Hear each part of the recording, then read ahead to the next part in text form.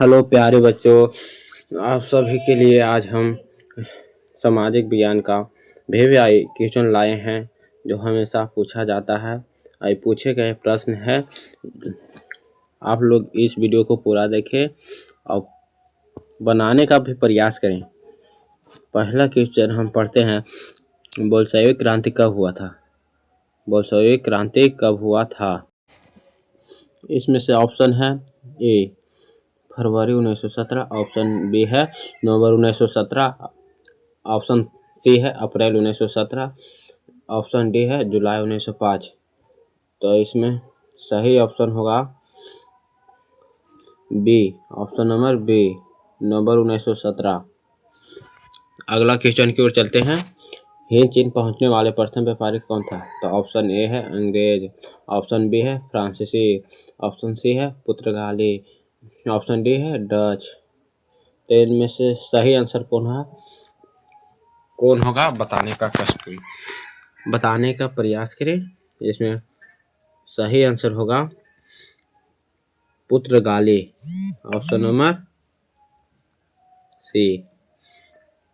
पुर्तगाली ही पहले हिंद चीन में पहुंचे थे व्यापार के लिए और धीरे धीरे वहां कब्जा कर लिया था।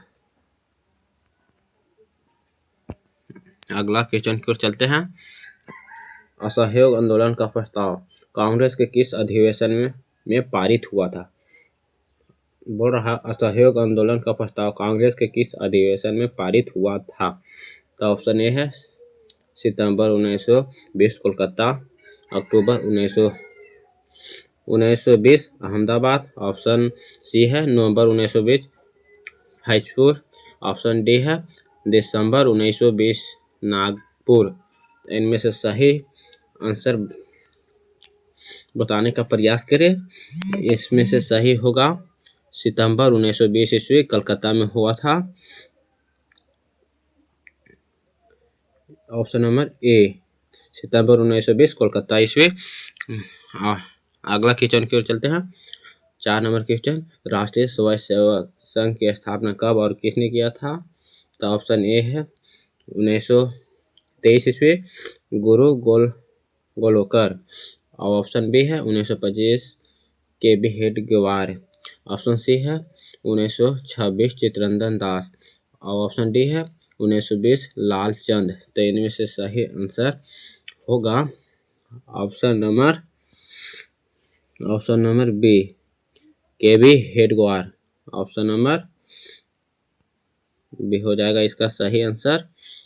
इस हमें क्वेश्चन है जो पूछने वाला, जो नहीं याद होगा उसको याद कर लेना है, मतलब जो पहले से याद नहीं है उसको याद कर लेना है, काहे कि 2026 के बोर्ड में आ सकता है कि आने का पूरा गारंटी है। अगला क्वेश्चन नंबर 5, इंग्लैंड में सभी स्त्री एवं पुरुष को व्यस्त मताधिकार, यहाँ मिस्टेक हो गया, यहाँ होगा कब प्राप्त हुआ? तो इंग्लैंड में सभी स्त्री एवं पुरुषों को व्यस्क मताधिकार कब प्राप्त हुआ? तो ऑप्शन नंबर ए है 1838 ईस्वी, ऑप्शन नंबर बी है 1881 ईस्वी, ऑप्शन नंबर सी है 1918 ईस्वी, ऑप्शन नंबर डी है 1932 ईस्वी। तो इसका सही आंसर हो जाएगा 1918 ईस्वी, ऑप्शन नंबर सी। अगला क्वेश्चन की ओर चलते हैं, कौन सा सामाजिक वर्ग बुद्धिजीवी वर्ग के रूप में उभर कर आया था? तो ऑप्शन नंबर ए है उद्योगपति पूंजीपति वर्ग, ऑप्शन नंबर सी है श्रमिक वर्ग, ऑप्शन नंबर डी है मध्यम वर्ग। तो इसका आंसर होगा ऑप्शन नंबर डी, मध्यम वर्ग। मध्यम वर्ग के अंतर्गत कौन कौन आते हैं, ये सब्जेक्टिव में पूछा जाता है। इसके अंतर्गत डॉक्टर आते हैं, वकील आते हैं, जो मतलब सेवा देने वाला है वो मध्यम वर्ग के अंतर्गत आते हैं। उद्योगपति जो मतलब जो उद्योग करता है, और श्रमिक वर्ग जो मतलब मजदूरी करता है जाके फैक्ट्री उक्टरी में, वो श्रमिक वर्ग के अंतर्गत आते हैं। और पूंजीपति जो मतलब उद्योग चलाता है, जो उद्योग को स्थापना करता है, उसे पूंजीपति वर्ग कहते हैं। इसमें मतलब जिसके पास पैसा अधिक होता है वो पूंजीपति वर्ग के अंदर आता है। अब क्वेश्चन नंबर 7, प्राचीन काल में किस स्थल मार्ग से एशिया और यूरोप का व्यापार होता था? तो ऑप्शन नंबर ए है सूती मार्ग, ऑप्शन नंबर बी है रेशम मार्ग, ऑप्शन नंबर सी है उत्तरापथ, ऑप्शन नंबर डी है दक्षिणापथ। तो इसका आंसर होगा option number D. Option number इसका ऑप्शन नंबर बी हो जाएगा। इसमें जो पूछा हुआ क्वेश्चन है VVI है। अगला क्वेश्चन की ओर चलते हैं। 8 क्वेश्चन नंबर, आर्थिक संकट के कारण यूरोप में कौन सी नई शासन प्रणाली का उदय हुआ था? तो इसका ऑप्शन ए है साम्यवादी शासन प्रणाली, ऑप्शन नंबर बी है लोकतांत्रिक शासन प्रणाली, ऑप्शन सी है फासीवादी नाजीवादी शासन, ऑप्शन नंबर डी है पूंजीवादी शासन प्रणाली। तो इसका सही आंसर होगा सी फासीवादी, ऑप्शन नंबर सी फासीवादी नाजीवादी शासन। जब आर्थिक संकट आया था तो। अगला क्वेश्चन की ओर चलते हैं। क्वेश्चन नंबर 9, किस पत्र ने रातों रात वर्नाकुलर प्रेस एक्ट से बचने के लिए अपनी भाषा बदल दी? तो इसमें होगा ऑप्शन नंबर ए है हरिजन, ऑप्शन नंबर बी है भारत मित्र, ऑप्शन नंबर सी है अमृत बाजार पत्रिका, ऑप्शन नंबर डी है हिंदुस्तान रिव्यू। तो सही आंसर हो जाएगा, इसका सही आंसर हो जाएगा सी अमृत बाजार पत्रिका। अगला क्वेश्चन की ओर चलते हैं। क्वेश्चन नंबर 10, किसने कहा मुद्रा ईश्वर की दी हुई महानतम देन है, सबसे बड़ा तोहफा है? इसको VVI कर दीजिएगा, ये पूछे करेगा चलिए 2026 के बोर्ड में। इसका ऑप्शन है ए Mahatma Gandhi, option number B है मार्टिन लूथर, ऑप्शन सी है पैगंबर मोहम्मद, ऑप्शन नंबर डी है ईसा मसीह। तो इसका सही आंसर हो जाएगा Martin Luther, option number B. अगला क्वेश्चन की ओर चलते हैं। क्वेश्चन नंबर 11, सोपानी कृषि किस राज्य में प्रचलित है? तो ऑप्शन नंबर ए है हरियाणा, ऑप्शन नंबर बी है पंजाब, ऑप्शन नंबर सी है बिहार, ऑप्शन नंबर डी है उत्तराखंड। तो सोपानी कृषि तो ये हो जाएगा ऑप्शन नंबर डी उत्तराखंड। सोपानी कृषि पहाड़ी वाला क्षेत्र में किया जाता है और उत्तराखंड में पहाड़ी वाला क्षेत्र, वहाँ अधिक पहाड़ है इसलिए वहाँ सोपानी कृषि किया जाता है। सोपानी कृषि में ढाली नुमा सीढ़ी बनाया जाता है और उस पर कृषि किया जाता है ताकि पानी रुके ना। सोपानी कृषि समझ गए हैं। अब अगला क्वेश्चन की ओर चलते हैं। प्राणियों के शरीर में कितना प्रतिशत जल की मात्रा निहित होता है?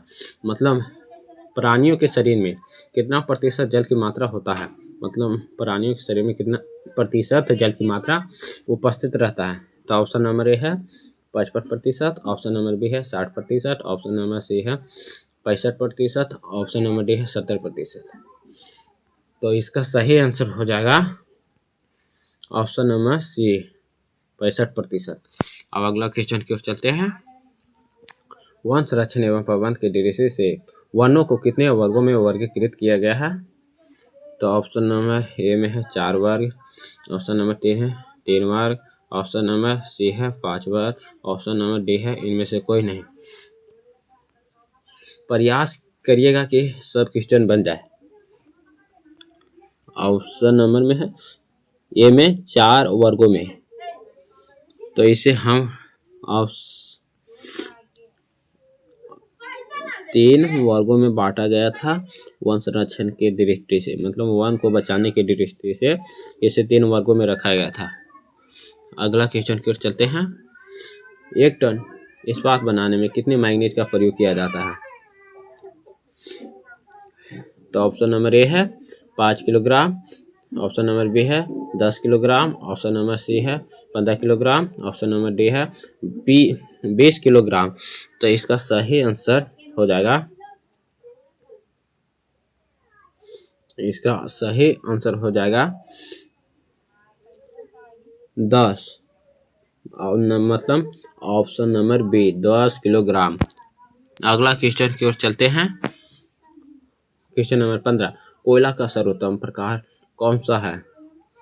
मतलब जिसमें कार्बन की मात्रा सबसे अधिक होगा वही कोयला का सर्वोत्तम प्रकार होगा, मतलब उसमें धुआं कम होगा और ऊष्मा अधिक होगा।